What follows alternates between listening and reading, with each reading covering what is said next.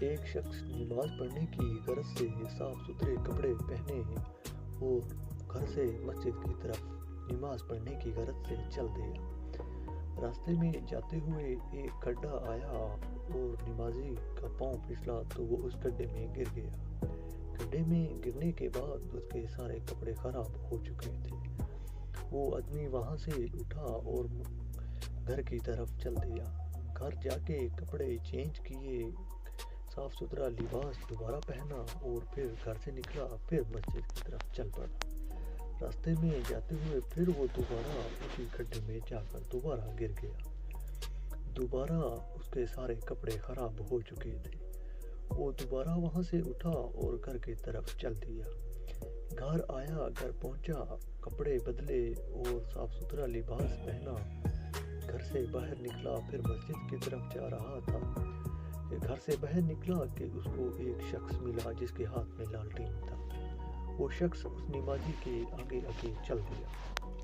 وہ شخص اس کو نمازی کو مسجد کے دروازے تک لے گیا۔ وہ شخص باہر کھڑا رہا اور نمازی اندر چلا گیا۔ جا کے نماز ادا کی۔ نماز ادا کرنے کے بعد وہ شخص باہر آیا اور لالٹین والا شخص ابھی وہیں پر کھڑا تھا، تو اس نے لالٹین پکڑا اور گھر کی طرف چل دیا۔ نمازی گھر میں داخل ہونے سے پہلے اس شخص سے مخاطب ہو کر بولتا ہے کہ بھائی تم کون ہو اور مجھے مسجد تک لے گئے ہو اور واپس بھی لے آئے ہو، آخر تم اپنا تعارف تو کرواؤ۔ تو اس شخص نے کہا کہ میں شیطان ہوں۔ نمازی تو حیران ہو گیا اور دیکھنے لگا کہ تم شیطان ہو اور مجھے نماز پڑھنے کے لیے مجھے لے گئے ہو۔